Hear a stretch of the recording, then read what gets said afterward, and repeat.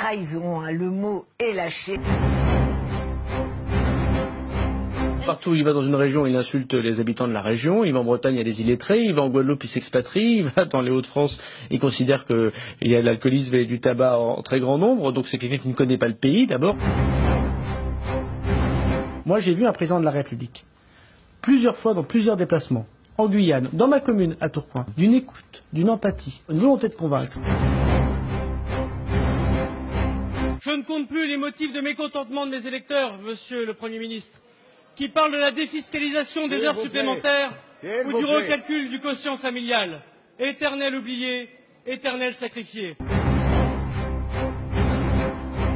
Non à la défiscalisation. Moi, j'essaie d'être cohérent. Je vous remercie, monsieur le rapporteur, en toute République, de bien vouloir écouter les amendements d'un simple député qui essaye de porter, monsieur le rapporteur Rimbaud, madame la ministre, la volonté des élus de son territoire. Je pense que nos débats constructifs auraient été un peu plus constructifs désormais pour la suite de notre séance si on avait été un peu plus respectés par politesse. Dire n'importe quoi est l'apanage de l'opposition. Vous en rajoutez comme la foi des convertis. Donc ce sera un avis défavorable.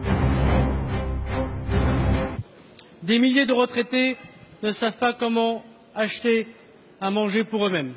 Alors, monsieur le Premier ministre, que comptez-vous faire pour rendre l'argent à ces retraités qu'ils méritent?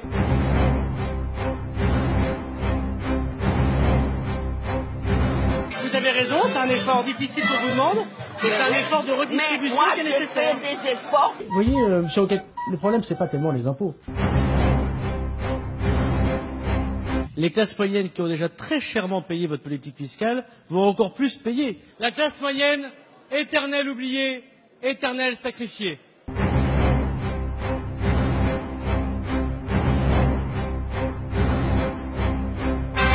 Vous avez des augmentations d'impôts. Ces augmentations et l'augmentation du diesel, qui effectivement est une augmentation raisonnable. Et je me sens assez cohérent avec mon choix personnel, si vous voulez savoir exactement le sens de ma confirmation politique.